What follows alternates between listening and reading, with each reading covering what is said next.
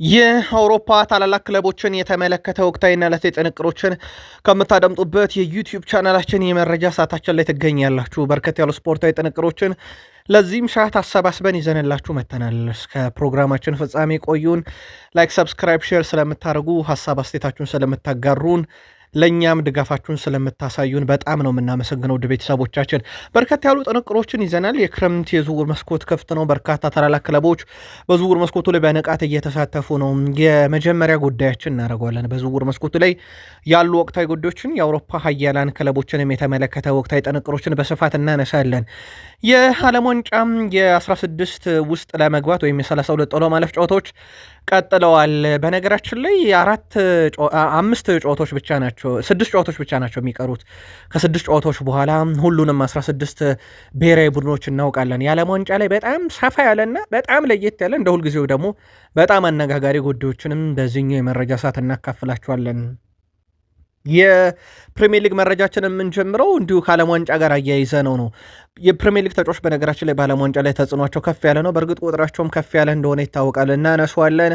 ከዙር ጋር በተያያዘ በፕሪሚየር ሊጉ የፕሪሚየር ሊግ ክለቦች ወቅታዊ የዝውውር እንቅስቃሴ በስፋት ይዳሰሳል። ቶትንሃም ሌላ በጣም አስገራሚ ዝውውር ሊፈጽም ነው። ከቶናሊም ከማቲያስ ፈርናንዴዝም ውጭ ማን እንደሆነ እንነግራችኋለን። በጣም አነጋጋሪውን ቶትንሃም እየተመለከትን ነው። ከሲቲ ጋር በተያያዘ በአንድ ዝውውር ላይ ከውሳኔ ደርሷል። በማንቸስተር ሲቲ በኩል እናነሷለን፣ ትልቅ ጉዳይ ነው። ከዛ ውጪ በሲቲ በኩል ልናነሳ የወደድነው አንድ ሰው አለ። ወደኋላ ወደ 16 ዓመት ተመለሰን ነው። ቼልሲዎች ቀን ቆርጠዋል። አንድ ጉዳይ ላይ ታደምጡታላችሁ። ከዛ ውጭ ለቼልሲ ደጋፊዎች ዛሬ ሰበር መረጃ ይዘናል። በጣም አነጋጋሪ ባይሆንም የተጠበቀ ጉዳይ ቢሆንም ግን በዚህን ያክል ደረጃ በድፍረት ወጥቶ ይሄን ያደርጋል አልተባለም። የቼልሲው ሰው ተጨማሪ መረጃ ይዘንበታል። ቼልሲውያንም አብራችሁን ሁኑ። በሊቨርፑል የመረጃ ሰዓታችን የሊቨርፑልን ወቅታዊ ዝውውር ጉዳይ እናነሳለን። የሚጠበቁ ጉዳዮች አሉ። ሊቨርፑል ቤት እንመለከተዋለን። የቡድን ዜና ተይዟል። ቀኖችን እናነሳለን። እቺን ቀን ሊቨርፑላውያን አይረሷትም፣ በምክንያት ነው። እቺን ቀን ሊቨርፑል ቤት በተለየ መንገድ እናነሳታለን። አብራችሁን ስትቆዩ የማንቸስተር ዩናይትድ ዝውውር መረጃ ላይ በስፋት መረጃ ይዘን መተናል። በተለይም ወቅታዊ ጉዳዮችን እናነሳለን። የዩናይትድን ዝውውር በስፋት ትኩረት የምናደርገው በመረጃ ሰዓታችንም እናንተን እያሳተፍን ቆይታ የምናደርገው በዩናይትድ የዝውውር ጉዳዮች ላይ ይሆናል ማለት ነው። በዩናይትድ በኩል አርሰናልን በተመለከተ ከበድ ያለውን ድርድር እንግዲህ በይፋ የሚጀምርበት ቀን እየተጠበቀ ነው። ጉዳዩን በተመለከተ ልዩ ጥንቅር ይዘናል። አርሰናሎች የሚጠብቁት አንድ ዝውውርም አለ። እሱን ጉዳይ በተመለከተ በተደጋጋሚ ጥያቄ ስለመጣ ምላሹን ይዘን መተናል። የቡድን ዜና አለን። ትሮሳርድን፣ ሳካን፣ ዴክላን ራይስን ከሃቨርዝን ያካተተ ነው። በስፋት እንመለከተዋለን። አብራችሁን ቆዩን። ላይክ፣ ሰብስክራይብ፣ ሼር ስለምታደረጉ አጋር ስለሆናችሁንም እጅግ አድርገን ነው የምናመሰግነው። መረጆቹ ተጀምረዋል። አብራችሁን ቆዩን። በማድሪድ እንጀምር። ሪያል ማድሪድ በዝውውር መስኮቱ ላይ እንቅስቃሴዎችን ማድረጉን ለጊዜው ጋፕ እንዳደረገው ይታወቃል። ግን ያ የሆነበትን ምክንያት ውድ ቤተሰቦቻችን ከዝውውር ጋር በተያያዘ ሽያጮች ላይ ስራ እየሰሩ እንደሆነ ይታወቃል እና ከዛ ጋር በተያያዘ ነው። ምናልባት ልክ ወደ ዝውውሩ ሲመለሱ የባስቶኒ ጉዳይ ይጠበቃል። የሪያል ማድሪድ አሁን ላይ የመሀል ተከላካይ ቅድሚያ የሚሰጠው ተጫዋች ባስቶኒ ሆኗል። በነገራችን ላይ ኮናቴን ከሊቨርፑል በነፃ መስፈረማቸው በዛ ቦታ ላይ የሚዘነጋ አይደለም። የሪያል ማድሪድ ዝውውር እንግዲህ በቀጣይ ቀናትን በትልቁ እንሰማዋለን ተብሎ ይጠበቃል። የቪኒሺየስ ጁኒየርን ጉዳይ በተመለከተ በነገራችን ላይ 1 ዓመት ነው ኮንትራቱ ላይ ቀረው። በቦስማን ሕግ እቺን ክረምት አንዳች ነገር ሳይፈጠር ካለፈ በነፃ አጡት እንደማለት ነው። ምክንያቱም ጥር ላይ እሱን ያን ውድ ክፍያ ከፍሎ የሚያስፈርመው ክለብ አይኖርም። ነፃ እስኪሆን ይጠብቃሉና ሪያል ማድሪድ ሁሉን ነገር ያጠናቅቃል በዚህ ክረምት። ባየር ሙኒክ ሁኔታውን እየተከታተለ ነው። ለሽያጭ የሚቀርብ ከሆነ የቡድኑ ተጫዋች ለማድረግ ቪኒሺየስ ጁኒየርን በዓለም ዋንጫ በጣም ድንቅ ጊዜን እያሳለፈ ነው። የቪኒሺየስ ጁኒየር መዳረሻ እየተጠበቀ ነው። በሪያል ማድሪድ ኮንትራቱን መፈረም ወይንስ ወደ ሌላ ክለብ የሚለው በዝውውር ጉዳይ ላይ ሮማዎች ተጫዋቹን ላለመልቀቅ ከውሳኔ ደርሷል። ሮማዎች ፓውሎ ዲባላን ኮንትራት በቀጣይ ቀናት ለማራዘም ጥረት እያደረጉ ነው ተብሏል። የመጨረሻ ስራዎችም ሰርተዋል። በርከት ያሉ የጣሊያን መገናኛ ብዙሃንን ዋቢ ያደረገው ጣሊያን ሰው ፋብሪዚዮ ሮማኖም ይሄን አረጋግጡታል። በክለቡ እንዲቆይ ይፈልጋል።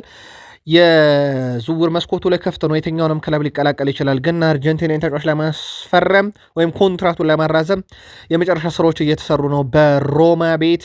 ፓውሎ ዲባላ ከሮማ ጋር ረጅም ጊዜን አብሮ ቆይቷል። በእርግጥ በዩቬንቱስም እዛው ጣሊያን የነበረ ነውና የጣሊያንን እግር ኳስ ጠንቅቀው ያውቃሉ ከሚባሉ ወጣት ኮከብ ተጫዋች ውስጥ አንደኛው ነው። የመጨረሻ ስራዎቹ እየተጠናቀቁ ነውና በቅርብ ቀናት ይፋ ይደረጋል ተብሏል። እዛው ሮማ ቤት የሜሰን ግሪንውድን ጉዳይ በተመለከተ ሮማዎች አሁንም ግሪንውድን ይገላቸው ለማድረግ ድርድሮቹን አጠናክረው ቀጥሏል። ግን ከማርሴ ጋር የሚስማሙ አይመስልም። ያለው የገንዘብ ልዩነት አሁንም በጣም ከፍተኛ የሚባል ነው። ከዚህ ጋር በተያያዘ ዝውውሩን ለመፈጸምና የሮማ አካል ለማድረግ እስከ 2031 ነው ኮንትራት ያቀረቡለት ለሜሰን ግሪንውድ። በነገራችን ላይ አሁን ላይ በዝውውር መስኮቱ ላይ አንድም የውሰት ጥያቄ ሁለትም የገንዘቡ ልዩነት ነው ትልቅ ችግር እየፈጠረ ያለው። ለግሪንውድ በአመት 5 ሚሊዮን ዩሮ ለመክፈል ፈቃደኛ ናቸው። በእርግጥ የተጫዋቹም አመታዊ ደሞዝ እንደዛ ነው። ማርሴ ጋር ትልቁ ችግር የሆነ 55 ሚሊዮን ዩሮ የሚለው ነገር ግን ድርድሩ ቀጥሏል። ግሪንውድን ለማስፈረም ግን አሁን ሮማ በጣም የተሻለው ቦታ ላይ ያለና ጠንካራ ስራዎችንም እየሰራ ያለው የጣሊያን ክለብ ሆኗል። የዓለም ዋንጫን እንመልከት። የዓለም ዋንጫ የ32 ጥሎ ማለፍ ጨዋታዎች እየተመለከተ እንገኛለን። ወይም 16 ውስጥ ለመግባት 16 ብሔራዊ ቡድኖች የሚቀሩበት ማለት ነው። የተረጋገጠ ጨዋታ አለ በ16 ጥሎ ማለፍ ውስጥ። ካናዳ ከሞሮኮ ይጫወታሉ፣ ፈረንሳይ ከፓራጓይ፣ እንግሊዝ ከሜክሲኮ፣ ብራዚል ከኖርዌይ፣ ዩናይትድ ስቴትስ ኦፍ አሜሪካ ከቤልጅየም የሚጫወቱበት ጨዋታ የሚጠበቁ ናቸው። ከዛ ውጭ ደግሞ በ32 የቀሩ 6 ጨዋታዎች አሉ። ፖርቱጋል ከክሮኤሽያ፣ ስፔን ከኦስትሪያ፣ የእነ አርጀንቲና ጨዋታ ይጠበቃል። እነ አልጄሪያ፣ እነ ጋና፣ እነ ስዊዘርላንድ የተወሰኑ ጨዋታዎች ያቀራሉ። ግን ከዚህ ውስጥ ደግሞ በጣም ስንጠብቃቸው የነበሩ ብሔራዊ ቡድኖች በጊዜ ገለል እንዳሉ ይታወቃል።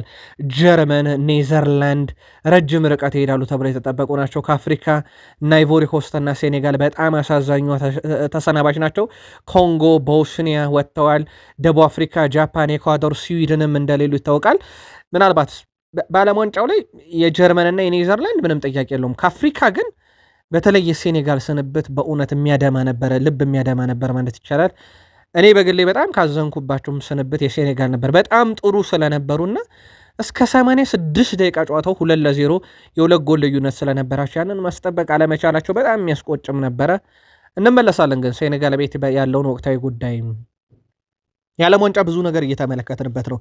የቀይ ካርድ ጉዳይ አሁን ኦልሞስት ሪከርድ ስለሰበረ አነጋጋሪ አይሆንም ከዚህ በኋላ ምን ያህል ቀይ ካርድን ተመለከትንበት የሚለው ካልሆነ በስተቀር። ፍሎሪያን ባሎጉን ሁሉ ነገር በነበረበት የአሜሪካና የቦስኒያ ጨዋታ ግብ አስቆጣሪም ቀይ ካርድ ተመልካችም የጨዋታ ሁሉ ነገር ነበር ማለት ይቻላል። ብረት የሚመልስበት እሱ ነው። ሁሉ ነገር ነበረ። በነገራችን ላይ ፍሎሪያን ባሎጉን ከ2006 ዚነዲን ያዚን ዚዳን በኋላ በጥሎ ማለፍ ጨዋታ ወይም ደግሞ አንድ ቡድን ብቻ አሸናፊነቱ በሚጠበቅበት ጨዋታ ላይ ቀይ ካርድ የተመለከተ ተጫዋች ሆኗል። በዓለም ዋንጫ ላይ ግብ አስቆጥሮ ማለት ነው። ዚዳን እንኳን ያኔ ጥፋት አጥፍቶ አይደለም፣ ማታራዚን በቴስታ ነቅንቆት ነው በቀይ ካርድ የወጣው።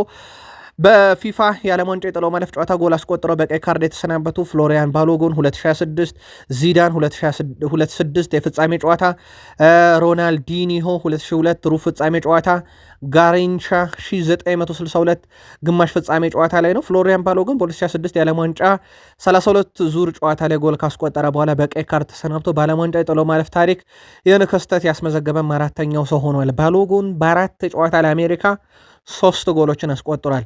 በጣም ትልቅ እጦት ነው፣ ምንም ጥያቄ የለውም። ቀጣይ ዩናይትድ ስቴትስ ኦፍ አሜሪካ ጨዋታ የምታደርገው ከቤልጅየም ጋር ነው። ምናልባት ቤልጅየም ማንነቷ ለአሜሪካ በደንብ የሴኔጋሉ ጨዋታ የሚያጋለጣት ይመስላል። ግን ወጣም ወረደም ያለ ፍሎሪያን ባሎጉን ነው ጨዋታ የምታደርገው አሜሪካና በተቻለ መጠን በሆነ መንጠን የፍሎሪያን ባሎጉን አለመኖር አሜሪካንን ይጎዳታል፣ ምንም ጥርጥር የለውም። በዓለም ዋንጫ ላይ ምድብ 5 እና ምድብ 6 ጥርግርግ ብለው ነው የተሰናበቱት። ለወሬ ነጋር የተረፈ የለም ከነኚህ ምድብ ውስጥ። ምድብ 5 ላይ ጀርመን ተሰናብታለች፣ አይቮሪኮስ ተሰናብታለች፣ ኤኳዶር ተሰናብታለች፣ ኩራሳው የለችም። በነገራችን ላይ በጣም አስገራሚ ነገር ምድብ 5 ምርጥ ሶስተኛም ነበረው። ጀርመን አንደኛውን አለፈች፣ አይቮሪኮስ ሁለተኛውን አለፈች፣ ኤኳዶር ሶስተኛውን አለፈች። ሶስቱም ተሰናበቱ። ምድብ ኤፍንም ወይም ደግሞ ምድብ 6ንም ብናየው ኔዘርላንድ አንደኛ ሆና አለፈች፣ ጃፓን ሁለተኛውን አለፈች፣ ስዊድን ሶስተኛ ሆና አለፈች። 3 ብሔራዊ ቡድን ያሳለፉት ምድብ 5 እና ምድብ 6 አሁን ግን 16 ውስጥ ለወሬ ነጋሪ ያልተረፉም ጥርግርግ ብለው ተሰናብተዋል። በጣም አስገራሚ ምድብ ነው በነገራችን ላይ እነኚህ ምድብ።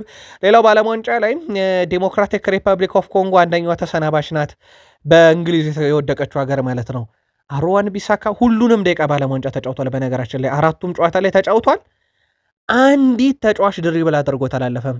አንድ ጎርደን የለ፣ ራሽፈርድ የለ። ከዛ ውጭ በፖርቱጋል ብሔራዊ ቡድን እነ ዡዋ ፍሌክስም ራፋኤል ሊያውም ሞክሮ አልሆነም። ኮሎምቢያ ዲያዝ አላደረገውም። በዓለም ዋንጫ አንድም ተጫዋች ድሪብል አድርጎት ሳያልፍ ነው ከዓለም ዋንጫው እሱ ግን የተሰናበተው።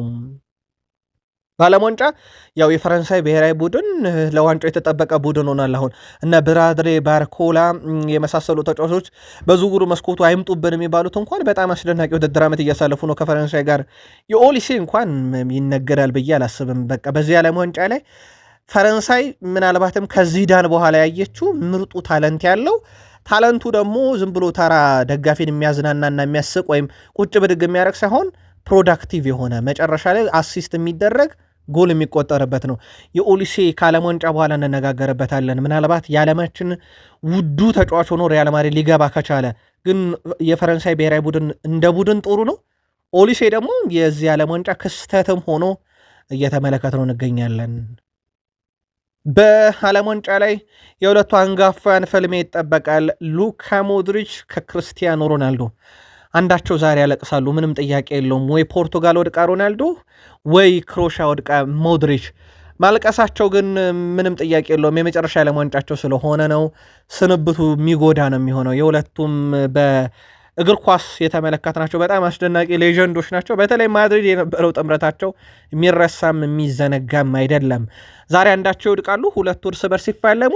በነገራችን ላይ ዓለም ዋንጫ እና እንደዚሁም ደግሞ በአውሮፓ ዋንጫ ጨዋታ ላይ በርካታ ግቦችን ለብሔራዊ ቡድን በማስቆጠርም ሮናልዶ 24 አለው።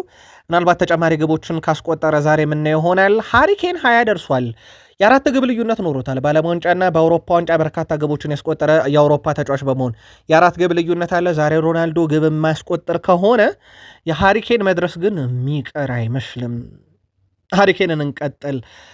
ሃሪኬን አሁን አሳምኗል ዓለምን፣ ምንም ጥያቄ የለውም። በቃ ባሎንዶር የሚገባው ተጫዋች ነው። በግል የባሎንዶርን መስፈርት ለማሟላት ግን የተወሰኑ መለኪያዎች ብቻ ሃሪኬንን ባለ ክብር ካላደረጉት፣ ምናልባት ብሔራዊ ቡድኑ ክለቡ ምን አሳካ የሚለው በግሉ ያሳካው ነገር ከሆነ ግን ምንም ጥርጥር የለውም ለባሎንዶር የሚሆን አይነት ተጫዋች እንደሆነ እንግሊዝን ከዲሞክራቲክ ኮንጎ ጋር በነበረው ጨዋታ ብቻ አይቶ ሃሪኬንን ከዛ ቡድን መቀነስ እንግሊዝን ዓለም ዋንጫ ላይ መርሳት ይሆናል።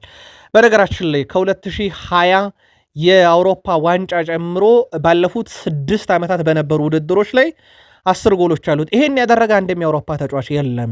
ኬሊያን ምባፔ እንኳን 7 ጎል ነው ያለው። ዳኒ ኦልሞ 3፣ ካስፐር ዶልበርግ የዴንማርኩ ተጫዋች 3፣ ጎንካሎ ራሞስ 3 ነው ያለው። ሃሪኬን ይሄን ያደረገ ብቸኛ የአውሮፓ ተጫዋች ነው። አንቶኒ ጎርደን እንደውም ሲገልጸው ሃሪኬን እያሳለፈ ያለ የውድድር ዘመን በታሪኩ ታላቁ እግር ኳስ ተጫዋች በሊዮኔል ሜሲ ብቻ ነው ተበልጦ የሚገኘው። አሁን ስለ ሃሪኬን ስታወሩ ከሜሲ በላይ አይደለም ካላችሁኝ ብቻ ነው የምቀበለው። ከዛ ውጭ ግን ሃሪኬን አሁን ምርጡ ተጫዋች ነው ብሏል። ሃሪኬን ቀጥሎ ሀገሩ የምትገጥመው ሜክሲኮን ነው። የአዜቴካ ስቴዲየም 1986 ማራዶና በእጁም ግብ አስቆጥሮ የእግዜር እጅ ያላት ጎል፣ በኋላም ደግሞ ከመሃል ሜዳ ጀምሮ እንግሊዛውያንን ቁም ስቅላቸውን አብልቶ ጎል ያስቆጠረበት ስቴዲየም ነው። ከዛ በኋላ በነገራችን ላይ እዚህ ስቴዲየም ላይ እንግሊዝ ዝር ብላ አታውቅም። ይሄ በጣም መጥፎ ታሪክ ያለበት ስቴዲየም ላይ ትጫወታለች። የምትገጥመው ደግሞ ራሱ አዘጋጇን ሜክሲኮን ነው። ሃሪኬን ድባቡ አስደናቂ ነው። በብዙ ምክንያቶች ከባድ ጨዋታ ይሆናል። ግን የዓለም ሻምፒዮን መሆን ከፈለግ እንደ ሜክሲኮ ያሉ ጠንካራ ቡድኖችና ከባድ ጨዋታዎችን ማለፍ አለብን የሚለው ሃሪኬን ዝግጁ መሆን አለበት። በጣም ከባድ ይሆናል። በጣም ከባድ ጨዋታም ከውድድር ውስጥ አንዱ እሱ ነው የሚሆነውና ለዛ ጨዋታ በደንብ እንዘጋጃለን ሲል ተደምጧል። በዓለም ዋንጫ የኢራን ስንብት ምናልባት ፍትሐዊ ሆኖ ለተመለከተው በጣም አሳዛኝ ስንብት ነው። ምክንያቱም ኢራናውያን የገጠማቸው ነገር የሚዘነጋ አይደለም። አሜሪካ እንዴት ስታጎሳቁላቸው እንደነበረ በነገራችን ላይ ጨዋታ ያደርጋሉ። ጨዋታው እንደተጠናቀቀ ወዲያው ከአሜሪካ በአውሮፕላን በተዘጋጀላቸው ወጥተው ሜክሲኮ ያርፋሉ። ጨዋታ ካለባቸው ከጨዋታውም ሰዓታት ቀድሞ አሜሪካ ይገባሉ። ጨዋታው እንዳጠናቀቁ ተመልሶ እንዲህ ነው የምድቡን ጨዋታ ያጠናቀቁትና አሜሪካ ውስጥ የገጠማቸው ነገር በጣም አሳዛኝ ነበረ። ያ አልበቃ ብሎ አሁን ዩናይትድ አረብ ኤምሬትስ ወይም ዱባይ አንድም ኢራናዊ እግር ኳስ ተጫዋች በሀገሬ ዝር እንዳይል ብላለች። ይሄ ደግሞ በጣም ያልተጠበቀ ነው። የሀገሪቱ ክለቦች ከዚህ በኋላ ኢራናዊ ተጫዋችና ኢራናዊ ዜግነት ያለው አሰልጣኝ በምድሬ እንዳትቀጥሩና አንድም ኢራናዊ ዜጋ በምድሬ እንዳላይ ብላለች። በተጫዋች ደረጃ አሁን ላይ ኮንትራት ያላቸው ማራዘም እንደሚችሉ የኢራን ፉትቦል ዘግቧል። አሁን ዩናይትድ አረብ ኤሚሬትስ ውስጥ ወይም ዱባይ በተለምዶ እየተባለች በዋና ከተማን በእርግጥ አይደለችም፣ ግን ዱባይ በሚል አብዛኛው ሰው ስለሚያውቅ ነው የምነግራችሁ። ይሁን እንጂ ኮንትራት ያላቸውን ታራዝማላችሁ። በሌላ በኩል የሁለቱ ሀገራት ክለቦች በሀገራዊ ከተገናኙ በሶስተኛ ሀገር ነው ጨዋታውን ለማድረግ የታሰበው እንጂ ኢራን ሄጃ ልጫወትም ብላለች ዩናይትድ አረብ ኤሚሬትስ እና ኢራን ላይ አሜሪካ ብቻ አይደለችም፣ እዙ አፍንጫ ስር ያለችው ዩናይትድ አረብ ኤሚሬትስ እንኳን በደጅ ያደርሱም እያለች ነው። ኢራናውያን ተጫዋቾች ያውም መለያ ለብሰው የሚጫወቱትን ትጥቃቸው፣ ስንቃቸው እግር ኳስ መጫወት ብቻ የሆኑትን አሜሪካ ብቻ አይደለችም ማለት ነው። ነገሩ በጣም አስገራሚ ሆኗል። በዓለም ዋንጫው ጥሎ ማለፍ በሚያሳዝን ሁኔታ የተሸነፉት ዲሞክራቲክ ኮንጎ አሰልጣኝ ሴባስቲያን ዴስቤሪ ወላጅ አባታቸው አርፏል። ከሰሞኑ ዲዲየር ዴሾፕ ወላጅነታቸው አርፈው ብሔራዊ ቡድኑን ጥለው ሄደው ነበር። በእርግጥ የኮንጎ አሰልጣኝ ያው ወላጅ አባታቸው ህልፈት ሲሰሙ ሀገራቸውን ተሰናብታ ነበር። ለሳቸው በጣም መጥፎ ጊዜ ነበር። አሰልጣኙ ከጨዋታው በኋላ በነበራች ጋዜጣዊ መግለጫ የአባታቸውን ማረፍ በቀጥታ ሰምተዋል። የብሔራዊ ቡድኑ የሚዲያ ባለሙያ እውነቱን ሲያሳውቅ አሰልጣኝ ወላጅ አባታቸውን አጥተዋል፣ መጽናናት እንመኛለን ሲል በጋዜጠኞች ፊት ሀዘኑን ይፋ አድርጓል። ድርጊቱን ተከትሎ በርካታ የአሰልጣኝ ሴባስቲያን ዴስፔሪ ክብር የነካ ድርጊት ነውና እንዴት ወላጅ አባታቸውን በጋዜጣዊ መግለጫ ላይ ህልፈት ህይወት ይነገራቸዋል በሚል የጋዜጠኛው ድርጊት ተተችቷል። ለማንኛውም እሳቸው ወላጅ አባታቸው አልፈዋል። በዚህ ዓለም ዋንጫ ላይ በርካታ አሰልጣኝ ተሰናብቷል። ሁለት አሰልጣኞች ደግሞ የፈረንሳዊ ዲዲየር ዴሾፕ እናታቸውን፣ የዴሞክራቲክ ሪፐብሊክ ኦፍ ኮንጎ አሰልጣኝ ደግሞ ወላጅ አባታቸውን አጥተዋል። የአሰልጣኝ ክፍሉ እስኪባረር ራሴን ከጨዋታ አግልያለሁ እያለ ነው። የሴኔጋል ብሔራዊ ቡድን ተጫዋች ፓፕ ጉዌ በአሰልጣኝ ቡድን አባላቱ ደስተኛ ለመሆኑን ካሳዛኙ የቤልጅየም ሽንፈት በኋላ ተናግሯል። ተጫዋቹ አሁን ያለው የአሰልጣኝ ቡድን አባላት እስከሚቀየር ከብሔራዊ ቡድኑ ራሴን በጊዜነት አግልያለሁ ብሏል።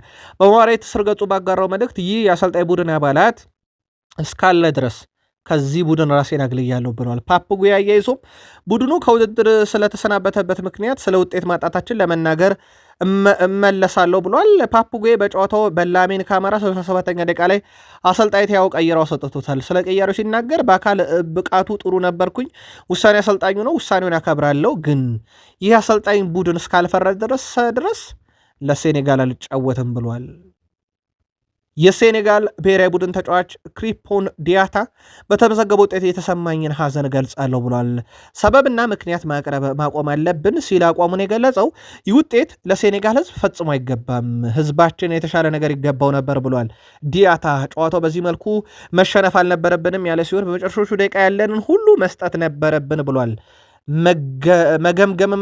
መገምገም ያለባቸው ነገሮች አሉ፣ ወድቀናል፣ ምንም አይነት ሰበብ አያስፈልግም ያለው ክሪፒያን ዲያታ ግን የሴኔጋልን ህዝብ ይቅርታ ጠይቃለሁ ብሏል። በእውነት አፍሪካን ልብ ያደማ ውጤት ነበረ። 2-0 86 ደቂቃ የመራች ሴኔጋል ከዛ በኋላ ነው ግብ ተቆጥሮባት የተሸነፈችው።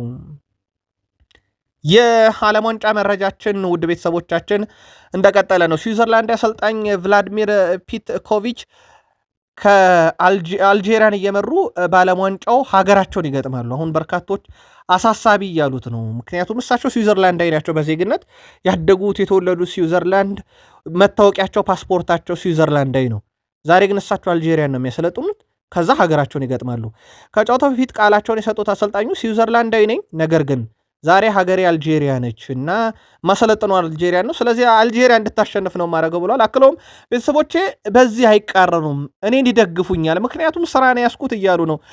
በኢትዮጵያን ሰዓት አቆጣጠር ይሄ ጨዋታ አርብ ንጋት ላይ ነው የሚደረገው፣ ወይም ነገ ጠዋት ላይ እንደማለት ነው። ውድ ቤተሰቦቻችን 12 ሰዓት ሲል ይጀምራል። ኦልሞስት ስራ እየሄዳችሁ የምታዩት ጨዋታ ይሆናል ማለት ነው። ከዚህ ጋር በተያያዘ ግን ምናልባት እሳቸው አይቸገሩም የሚሉ በርካታ ጥያቄ ቢነሱም እሳቸው ግን ይሄ ስራ ነው፣ ዛሬን የአልጄሪያ እንጂ ስዊዘርላንድ አይደለውም እያሉ ይገኛሉ። የፕሪሚየር ሊግ መረጃችንን እንቀጥል። ከኛ ጋር ካላችሁ ላይክ፣ ሰብስክራይብ፣ ሼር አድርጉን። ሁሌም እንዲህ አይነት አዳዲስ መረጃዎችን ታደምጣላችሁ። ፕሪሚየር ሊጉ ዘንድሮ በርካታ ተጫዋቾችን በመላክ ቀዳሚ ነው። ከ178 በላይ ተጫዋች አዋጥቷል። ይህን የሚያክል ያዋጣ አንድም ሊግ አልነበረም። አሁን የፕሪሚየር ሊግ ተጫዋቾች በዓለም ዋንጫ ላይ ደምቀዋል። በነገራችን ላይ በግብ ደረጃ 100 ደርሰዋል። 100 ጎል አዋጥተዋል ለየብሔራዊ ቡድናቸው። በጣም አስደናቂ የውድድር ዓመት እያሳለፉ ነው። በዓለም ዋንጫ ላይ የፕሪሚየር ሊግ ተጫዋቾች በዛው ልክ ደግሞ አብዛኛው የፕሪሚየር ሊግ ተጫዋች ነበር የሄደው።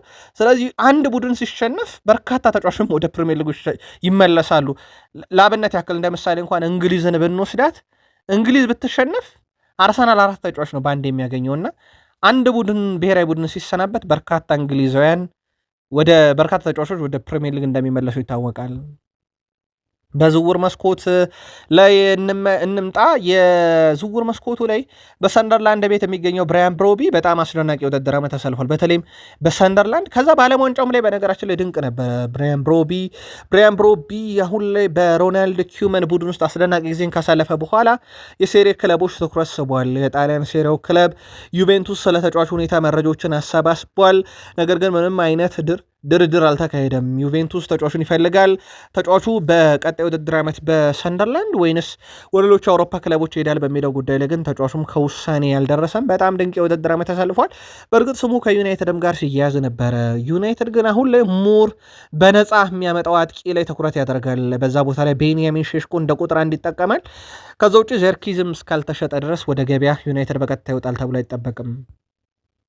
ሌላው በዝውውር መስኮቱ ላይ ኤቨርተኖች እንቅስቃሴዎችን እያደረጉ ነው። የቪላሪያሉን የአማካይ ስፍራ ተጫዋች ፓፕ ጉዌን የግላቸው ለማድረግ ፍላጎት አላቸው። በሌላ በኩል ኢድሪሳ ጋና ጉዌ ክለቡን ሊለቅ የሚችልበት በጣም ሰፊ እድል አለ። የ27 ዓመቱ ፓፕ ጉዌ በኤቨርተን ዝርዝር ውስጥ ተካተለ። በሴኔጋል ብሔራዊ ቡድን ውስጥ ነበረ። አሁን ሴኔጋል ተሰናብታለች። ስለዚህ ዝውውሩን ለመፈጸም ለኤቨርተን ጊዜ ይሰጣል። ክሪስታል ፓላስ፣ ብራይተን፣ ሰንደርላንድ ይህን ተጫዋች ለማምጣት ጥረት እያደረጉ ነው።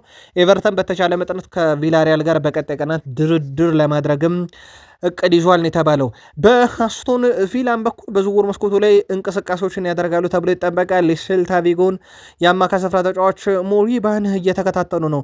23 ዓመቱ ነው። 10 ሚሊዮን እስከ 15 ሚሊዮን ፓውንድ አካባቢ ይገመታል ተጫዋቹ በቪላ በኩል። ነገር ግን ሴልታ ቪጎች 25 ሚሊዮን ፓውንድ በታች ይቀበላሉ ተብሎ አይጠበቅም። የትራንስፈር ማርኬት ዘገባም ነው። ከዚህ ጋር በተያያዘ በዝውውር መስኮቱ ላይ በቀጣይ ቀናትም በሁለቱ ክለቦች መካከል ድርድር ይደረጋል። በነገራችን ላይ በአውሮፓ ሻምፒዮንስ ሊግ ይሳተፋል አስቶን ቪላ እና በዝውውር መስኮቱ ላይ ዝውውሮችን ለመፈጸም ጥሩ አጋጣሚ ይሰጠዋል። ቶትንሃም አልተቻለም። ውድ ቤተሰቦቻችን የቶትንሃም እንቅስቃሴ ምናልባት በርካቶች እንዲቀኑበት ያደረገም ሊመስል ይችላል። ምክንያቱም ቶትናም አንዳንዶች የፈለጓቸውን ዝውውር ነው የፈጸመው። አሁን ደግሞ ሌሎች የሚፈልጓቸውን ክለቦች ተጫዋቾች ለማስፈረም እየተንቀሳቀሰ ነው። በጣም አስደናቂ ጉዞ ላይ ነው። ለቶትናም ደጋፊዎች ይህ ክረምት በጣም አስደሳች ነው ማለት ይቻላል። ከሁለቱ በጣም የቆዘሙ ዓመታት በኋላ ዛሬ ቶትናም ሆትስፐርስ ድርድር ይጀምራል። ያውም ከዌስትሃም ያውም በሰመርቪል ጉዳይ ላይ። ይሄ ለዩናይትድ ጥሩ ዜና አይደለም። ምክንያቱም ቶትንሃም የተጠየቀውን ሁሉ እየከፈለ እየተስማማ እያስፈረመ ነው። በዩናይትድ ዝርዝር ውስጥ ነበረ። በእርግጥ ዩናይትድ የመጨረሻ ውሳኔ አልቆረጠበትም ነበር ሰመርቪል ላይ። ከዚህ ጋር በተያያዘ ሮቤርቶ ዲዘርቢ የ24 ዓመቱን የግራ ክንፍ አጥቂ የግላቸው ለማድረግ ፍላጎት አላቸው። ስፐርስ በቀጣይ ቀናት ድርድር ለማድረግ ፍላጎት አለው። ማቲያስ ፈርናንዴዝ እና ሳንድሮ ቶናሊ ተጠናቋል። 50 ሚሊዮን ፓውንድ ለሰመርቪልም ለመክፈል ቶትንሃም ፍቃደኛ ነው። ይሄ ነገር በቀጣይ ቀናት ልንሰማው የምንችለው ሌላ ትልቅ ዝውውር ነው። ሳንድሮ ቶናሊ ለንደን ደርሷል። ውድ ቤተሰቦቻችን የሕክምና ምርመራውን ሊያደርግ ማቲያስ ፈርናንዴዝ ኦልሬዲ ፈርሟል። እሱ ተጠናቋል። ቶትናም ሆትስፐርስ በሰዓታት ልዩነት ለማቲያስ ፈርናንዴዝ 85 ሚሊዮን ፓውንድ ከከፈለ በኋላ ወዲያው ደግሞ ሳንድሮ ቶናሊን 100 ሚሊዮን ፓውንድ ተከፍሎ የሚያልቅ ዝውውር ሂሳብ ነው ዛሬ ለንደን እንዲገኝ ያደረገው። የሕክምና ምርመራውን ምናልባትም ይህን መረጃ ስታደምጡ እያደረገም ሊሆን ይችላል። ሳንድሮ ቶናሊ እስከ 2032 ኮንትራቱን በቶትናም ሆትስፐርስ ቤት ይፈርማል። እንዳልኳችሁ ዛሬ ለንደን ገብቷል። የሕክምና ምርመራውን እያደረገ ነው። በቀጣይ መረጃችን የሕክምና ምርመራው ተሳካ የሚለውን እንነግራችኋለን። ኦልሞስት ግን ይሳካል ተብሎ ይጠበቃል። አዲሱ የቶተናም ፈራሚ ማቲያስ ፈርናንዴስ ለቀጣዩ እርምጃ በጣም ጓጉቻለሁ ብሏል። ስፐርስ ግዙፍ ክለብ ነው እና ዋና አሰልጣኙ ለመቀላቀል የወሰንኩበትም ቁልፍ አካል ነው ብሏል ሮቤርቶ ዲዘርቢን። ስናወራ በጣም ልዩ ነበር። ሮቤርቶ ዲዘርቢ ለማቲያስ ፈርናንዴዝ እግር ኳስን በተመሳይ መንገድ እንመለከተዋለን። እንደ ጠንካራ ቡድን በትግልና በጉልበት ወደ ሜዳ እንገባለን። እያንዳንዱን ጨዋታ ለማሸነፍ ሞክራለን። ለመጀመር ደጋፊዎቹን ለማግኘትና በዛ በቶትናም ሆትስፐር ስቴዲየም ለመጫወት በጣም ጓጉቻ ያለው ሲል ተደምጧል። ሮቤርቶ ዲዘርቢን ግን የዝውውሩ ምክንያት አድርጓቸዋል። ዝውውር መስኮቱ ላይ በእርግጥ እሳቸው ለበርካቶች መምጣት እንደ ምክንያትም እየተጠቀሱ ይገኛሉ። በርካታ ዝውውሮችን ፈጽመዋል። አሁን የሰመርቪልን ሰምተናል።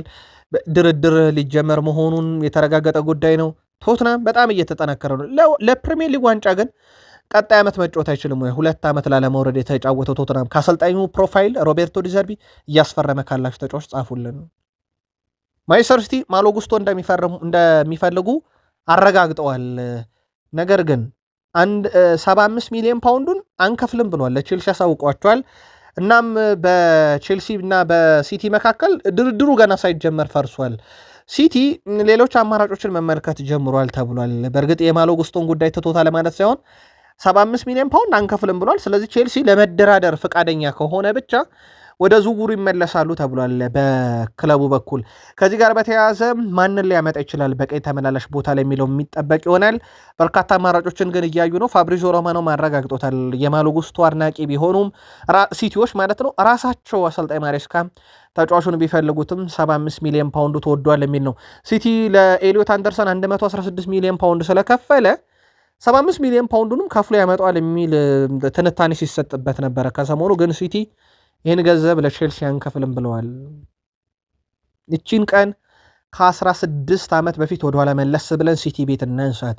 ያያ ቱሬ ዝውውሩን ያጠናቀቀበት ቀን ነበረ፣ ሲቲን የተቀላቀለበት። ከዛ በኋላ ያያ ቱሬ አስደናቂ ፓሶች ከመሃል ሜዳ ወደ ቀኝና ወደ ግራ ክንፍ የማጥቃት ኮሪደር ሲሸጋገሩ አጥቂውን ከግብ ጠባቂ ሲያገናኙ እናውቃቸዋለን። 3 የፕሪሚየር ሊግ ዋንጫ፣ 2 የካራባው ካፕ ዋንጫ፣ 1 ኤፍኤ ካፕ፣ 1 ኮሚቲ ሺልድ አሳክቷል።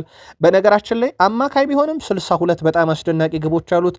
ከግቦቹ ቢያንስም 32 አሲስቶች አሉት። 230 የፕሪሚየር ሊግ ጨዋታዎችን ለማንቸስተር ሲቲ ተጫውተዋል። ያው እሱ የፔፕ ጋርዲዮላ እግር በመጣ ቁጥር የእሱ እግር ደግሞ ከዛ ክለብ እንደሚነቀል ይታወቃል። ጋርዲዮላ ሲቲን ሲይዙ ጋርዲዮላ ባርሴሎናን ሲይዙ እግሩ ከዛ ተነቅሎ ሲቲ ቤት መጥቶ ውብ ነገሮችን አሳየን። እሳቸው መንበረ ስልጣኑን ሲቲ ቤት ሲረከቡ እንደገና ለቀቀና ከፔፕ ጋርዲዮላ ጋር ሆድና ጀርባ የሆኑ ሰው እንደሆነ ይታወቃል። ስለ ያያ ቱሬ የትኛውን ቅጽበቱን ታስታውሳላችሁ? ሲቲዎች ግን ጻፉልን። የዣቪ አሎንሶ ቡድን ቼልሲ በቀጣይ ልምምድ የሚጀምርበትን ቀን አሳውቋል። አሁን ባለው ቡድንና ከዓለም ዋንጫ የተሰበሰቡትን ጨምሮ ጁላይ 9 ማለትም ከ7 ቀን በኋላ ቼልሲ በይፋ ልምምድ ይጀምራል።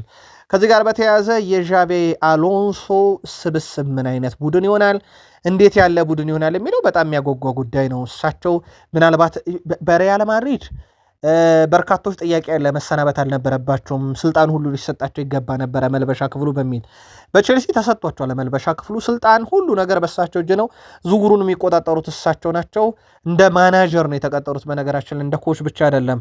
ከዚህ ጋር በተያያዘ በኮፓ የሚመለሰውን ቡድን ሲያሰለጥኑ ከቡድኑ ማንን ይቀንሳሉ፣ ማንን ይጨምራሉ የሚለውም በትልቁ የሚጠበቀው ጉዳይ ነው።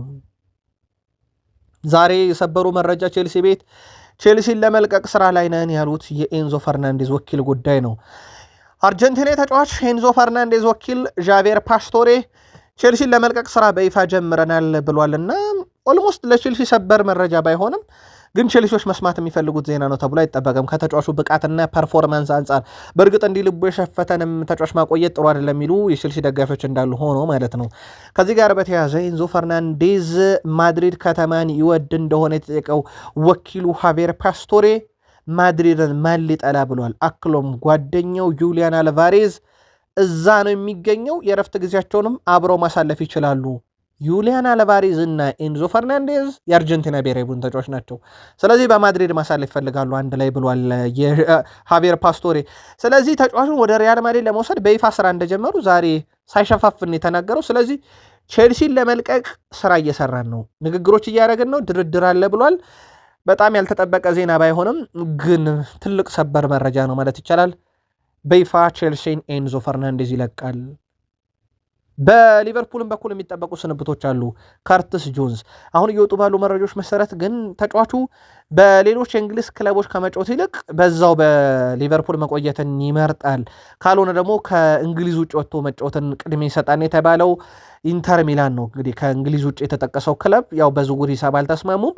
በማለዳው ጥንቅራችን ቃል ስፖርት ላይ አንድ ጥያቄ አንስተን ነበረ። እውነት ካርትስ ጆንስን በ40 ሚሊዮን ዩሮ ሸጦ እነ ኤሊዮታን እነ አዳም ዋርተንን እስከ 100 ሚሊዮን ዩሮ ከፍሎ ማምጣት እንዴት ያለ አዋጭ ዝውውር ሊሆን ይችላል በሊቨርፑል ዘንድ ብለን ጥያቄ ማቅረበን ነበረ።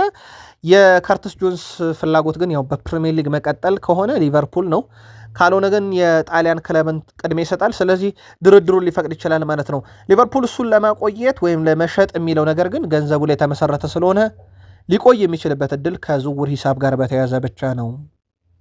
ሪቻርድ ዩዝ በዚህ ክረምት የዝውውር መስኮቱ የሊቨርፑል የተጫዋቾችን የዝውውር ስራና የክለቡን አዲስ ዋና አሰልጣኝ አንዲ ሮላን በማገዝ ላይ ስራዎችን እየሰራ እንደሆነ ያረጋገጠው የዘ አትሌቲኮ አምደኛ ዳቪድ ኦርኔስቲ የሂዩዝ ሁኔታ እንደሚያሳየው ይህ ክረምት በሊቨርፑል ውስጥ የመጨረሻ የዝውውር መስኮት ይሆናል ተብሎ ነው የሚጠበቀው። ከዛም ሂዩዝ ተተኪ በአንፊልድ ያለውን ኃላፊነት በቀጥታ ይረከባል ተብሏል። እናም ሂዩዝ ምናልባትም በሊቨርፑል የመጨረሻ ጊዜው ነውና እነማንን አምጥቶ ነው ሊቨርፑልን ቀይሮ ከክለቡ ሊሰናበት የሚችለው የሚለው ነገር አሁን በትልቁ እየተነሳ ያለ ጉዳይ ነው።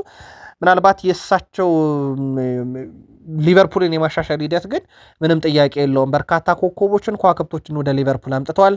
የአምና ዝውውር ብዙ ነገር ይነግረናል እና በዚህ ክረምት ላይ ግን እሳቸው የመጨረሻ የዝውውር መስኮት ይሆናል ተብሎ ነው የሚታሰበው ሊቨርፑልን እየመሩ ከዛ በኋላ በይፋ ስራቸውን ሊለቁ የሚችሉበት እድል እንዳለም ተጠቁሟል። ሊቨርፑል በቅድመ ውድድር ዝግጅት ሐምሌ 18 ይጀምራል። ከሐምሌ 18 ጀምሮ ውድ ቤተሰቦቻችን 5 ጨዋታዎችን እስከ ነሐሴ 10 ሊቨርፑል ያደርጋል። ምናልባት የሚጠበቁ ጨዋታዎች ከሊድስ ጋር የሚያደርገው ከሞናኮ ጋር እና ከኮሞ ጋር የሚያደርገው ጨዋታዎች በትልቁ ይጠበቃሉ። ከዛ ውጪ በሊቨርፑል በኩል ዝውውርን ብናነሳ እንደ ዶሚኒክ ሶቦስላይ ያለ ተጫዋች የዛሬ 3 ዓመት 60 ሚሊዮን ፓውንድ ከፍሎ ያመጣ ቡድን ነው ሊቨርፑል እና ላመነበት ተጫዋች የመክፈል ችግር የለበትም። የአንዲዮ ሜንዲንም በእርግጥ የዝውውር ሂሳብ 100 ሚሊዮን ዩሮ አቅርቦ ውድቅ እንደተደረገበት ይታወቃል እንጂ ሊቨርፑል ገንዘብ ሳያቀርብ ቀርቶ አይደለም። የአንዲዮ ሜንዲን ያጣው በራሱ ፍላጎት ምክንያት ስለሆነ ነው። ስለዚህ ሊቨርፑል አንዳች ዝውውር ይፈጸማል ተብሎ ይታሰባል። ዶሚኒክ ሶቦስላይ ግን በሊቨርፑል በእነኚህ 3 ዓመታት 147 ጨዋታ 28 ጎል 24 አሲስት ካራባው ካፕና ፕሪሚየር ሊግን ከሊቨርፑል ጋር ከፍ አድርጎ አንስቷል። ያለፈው ሲዝን የተጠናቀቀው ውድድር ዓመት የሊቨርፑል ምርጡ ተጫዋች ዶሚኒክ ሶቦስላይ እንደነበረም የሚዘነጋ አይደለም። ሊቨርፑልዋን እቺን ቀን አይረሷትም። ዛሬ ጁላይ 2 ነው በፈረንጆች አቆጣጠር፣ በኢትዮጵያን አቆጣጠር ደግሞ ሰኔ 25 ነው። አምና ሰኔ 25 በዚህ ሰዓት ዲያጎ ጆታ በህይወት ነበረ፣ ወይም በፈረንጆቹ ጁላይ 2 በህይወት ነበረ። ዲያጎ ጆታና ወንድሙ ልክ በዛሬው ዕለት የዛሬ ሻንጣቸውን እያዘጋጁ ነበር ወደ እንግሊዝ ለመምጣት። በኋላም ላይ ግን ከሰዓታት በኋላ ህልፈተ ህይወታቸውን ሰማን። በጣም አሳዛኙ ዜና ነበረ። የፖርቱጋልና የክሮሻ ጨዋታ ሲደረግ የዲያጎ ጆታ አንደኛ ሙት ዓመት የሚደረግበት ነው። ዲያጎ ጆታን በእርግጥ ባለመንጫውም እያሰቡት እንደሆነ ይታወቃል። ዲያጎ ጆታ በሊቨርፑል 20 ቁጥር መለያ ለብሶ ግብ ሲያስቆጥር ሊቨርፑል የማይሸነፍበት እንደሆነ ይታወቃል። ለዲያጎ ጆታ ስንል የገጠምነውን ሁሉ እናሸንፋለን የሚሉ ፖርቱጋላውያን ምን ያሳዩ ይሆን የሚለው ይጠበቃል። በክሮሻ ጨዋታ ላይ ሊቨርፑሎች ለዲያጎ ጆታ መታሰብ የሚሆን ነገር ግን አንድም ነገር ሳያረጉ ዓመቱ እንደተጠናቀቀ ይታወቃል። ዋንጫ ሳያነሱ ለማለት ነው። ዲያጎ ጆታ ግን የዛሬ ዓመት ልክ በዚች ቀን በህይወት የነበረ ልክ በዚች ቀን ሻንጣውን እያዘጋጀ የነበረ ሰው እንደነበረ ይታወቃል። ከሰዓታት በኋላ ግን ያሰቃቂ አደጋ እሱን ወንድሙን ህይወት እንደቀጠፈ የሚዘነጋ አይደለም። ማንቸስተር ዩናይትድ በዝውውር ገበያው ላይ ምን አይነት እንቅስቃሴ እያደረገ ነው የሚለውን እናንሳ። በርከት ያሉ የመረጃ ምንጮችን ዋቢ ያደርገናል ለዚህኛው ጥንቅራችን። ውድ ቤተሰቦቻችን የአሌክስ ስኮትን ጉዳይ እናስቀድም። ዩናይትድ የአማካይ ክፍሉ ለማጠናከር በአሌክስ ስኮት ላይ ትኩረት አድርጓል። አሁን ላይ በርንማውስ አንዳች እቅድ አለው። ተጫዋቹን የዝውውር ገበያው ላይ በከፍተኛ ዋጋ ተጫዋቾች እየተሸጡ ነው እና አሁን ላይ ከ60 ሚሊዮን ፓውንድ በላይ ላይሸጡት እንደሚችሉ ያውቃሉ። ስለዚህ የበርንማውስ እቅድ ተጫዋቹን ኮንትራት ማራዘም፣ ከጥር ጀምሮ መሸጥ የሚለውን ደሞዝ ጨምሮለት ማለት ነው የሚለውን ነገር እያቀረቡለት ነውና ዩናይትድ ከበድ ያለ ድርድር ይጠብቋል። ከዛ ውጭ አርሰናል፣ ለማደኛው ቶትናም፣ ሲቲ፣ ቼልሲም የተጫዋቹ ፈላጊ እንደሆኑ ይታወቃል። ስለዚህ በዩናይትድ የአማካይ ስፍራ ላይ የአሌክስ ስኮት ጉዳይ አሁናዊ ሁኔታ ይሄን ይመስላል። ኦሬል ቹዋሚኒን እናንሳ። ኦሬል ቹዋሚኒ በዝርዝር ውስጥ አለ። በዩናይትድ በኩል ከፍተኛ የሆነ የተጋነነ ደሞዝ ለዩናይትድ ሌላኛው ስጋት ነው። እንደ አማራጭ ፍሌክሰን ሚቻ እና ታይለር አዳምስ ስማቸው እየተነሳ ነው። በሌላ በኩል ካርሎስ ባሌባ እና አዳም ዋርተንም በዚህ ክረምት የዩናይትድ አማካኝ ዝውውር ውስጥ አሉ። እንደሚታወቀው ማኑኤል ኡጋርቴ ተጎድቷል። ለአንድ ዓመት ጉዳት ላይ ነው። ፊፋ ደሞዙን ቢከፍልም ዩናይትድ ግን ተጫዋቹ ሸጦ ሊያገኝ የነበረውን ገንዘብ ያስቀርበታል። ያ ዩናይትድ የዝውውር መስኮቱ ላይ አማካይ ክፍለውን እንዳያመጣ እቅዱን አይሰርዝም፣ ግን የግራ ክንፍ አጥቂን ሊያስቀርበት ይችላል። ከዛ ውጪ የአማካይ ስፍራ ላይ የብሩኖ ፈርናንዴዝን ጉዳይ በተመለከተም ኮንትራት የማራዘም ሂደቱ በሚቀጥሉት ቀናት ተግባራዊ ይደረጋል ተብሏል። የብሩኖ ውል ጊዜ መጠናቀቂያ 1 ዓመት ብቻ የቀረው ሲሆን ማንቸስተር ዩናይትድ ወይ በዚህ ክረምት ማስፈረም አለበት ኮንትራቱን ማራዘም ወይ መሸጥ አለበት። አሁን ባለው ሂደት ግን ቤን ጃኮብስም እንዳረጋገጠው ብሩኖ ፈርናንዴዝ በዩናይትድ ኮንትራቱን ይፈርማል፣ በዩናይትድ ይቆያል የሚል ነው። ከራሽፈርድ ጋር በተያዘ ራሽፈርድ የዓለም ዋንጫ እንግሊዝ ጉዞ ስለቀጠለ በዛው ይቀጥላል። በሁለቱ አካላት መካከል ድርድሩ ቀጥሏል። በሁለቱ ወገኖች መካከል ያለው ድርድር በዩናይትድ ቆይቶ ገዢ እስኪመጣ መሸጥ ነው። ማንቸስተር ዩናይትድ 40 ሚሊዮን ፓውንድ ለጥፎበታል። የራሽፈርድ ደሞዝ በጣም የተጋነነ ነው። 325,000 ፓውንድ በሳምንት ያገኛል። ምናልባት ይሄ እንቅፋት ሊሆን ይችላል ተብሎ ይጠበቃል በዩናይትድ በኩል ተጫዋቹን ለመሸጥ። በባሌም በቦሌም ራሽፈርድ ካልተሸጠ ግን የዩናይትድ የግራ ክንፍ አጥቂ ሆኖ በቀጣይ ዓመት ይቀጥላል። ምናልባት የዩናይትድ ደጋፊዎችን ጠይቀን ነበረ፣ ይህ ጉዳይ እንዴት ታዩታላችሁ፣ ዩናይትድን እንዴት ይመለከቱታል በሚል ማለት ነው። ከዚህ ጋር በተያያዘ የዩናይትድ ደጋፊዎች ባጋሩን የግል መልከታቸውን በሀሳብ መስጫ ሰጠናችን ላይ ሲጽፉ አንድም ወቅታዊ ብቃቱ ጥያቄ ያላቸው፣ ሁለተኛ ግን መልበሻ ክፍሉን አይረብሽም ወይ? ለተጫዋቾችስ መጥፎ ልምምድ አይሆንም ወይ? ከክለብ ጋር ተጋይተውና ተጣልተው ሲወጡ የሆነ ጊዜ ላይ ለክለቡ መልሰው እንዲጫወቱ ያደርጋልና ይህ መጥፎ ልምምድ አይሆንም ወይ የሚል ጥያቄ አለ። ግን የወቅታዊ የራሽፈርድ እንቅስቃሴ በባርሴሎና የራሽፈርድ እንቅስቃሴ በእንግሊዝ ብሔራዊ ቡድን ለዩናይትድ በግራ ክንፍ አጥቂ መፍትሄ አይሆንም ወይ የሚለውን ግን በዛው አጋሩን። አርሰናልን ዝውውር እናንሳ። አርሰናል 65 ሚሊዮን ፓውንድ ቀጣይ ለኒካስል የሚያቀርቡት የዝውውር ሂሳብ ነው። ኒካስል ሳንድሮ ቶናሊን 100 ሚሊዮን ፓውንድ ለቶትናም የሸጠ፣ እንደዚሁም ደግሞ በክረምት ገና መግቢያው አካባቢ የዝውውር መስኮቱ ገና ሳይከፈት በጁን የመጀመሪያዎቹ ቀናት ላይ አንቶኒዮ ጎርደንን ለባርሴሎና በ80 ሚሊዮን ዩሮ የሸጠ ሽያጭን በደንብ የተለማመደ ነው። መደራደርን የሚችል ቡድን ሆኖ ተከስቷል።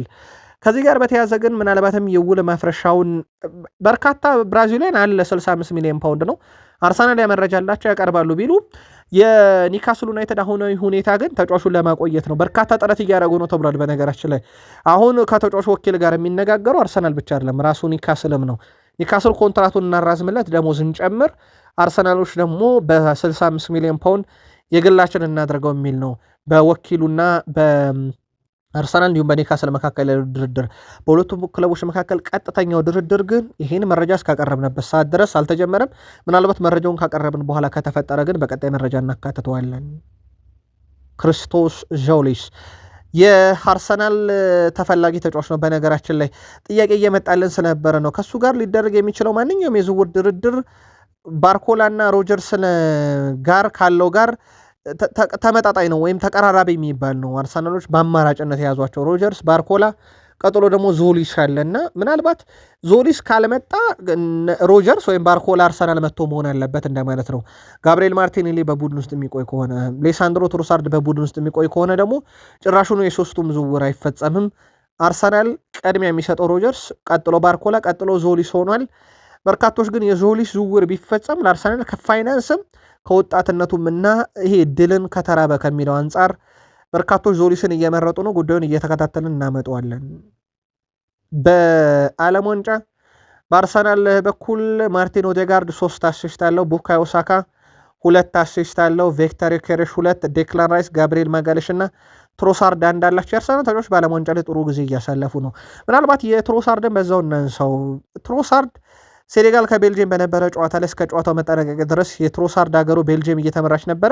88ኛው ደቂቃ ላይ ትሮሳርድ ድንቅ አሲስት አድርጎ ሀገሩ አቻ እንድትሆን በማድረግ ወደ ቀጣዩ ዙር ለማለፍ ተርኒንግ ፖይንት ነበረ።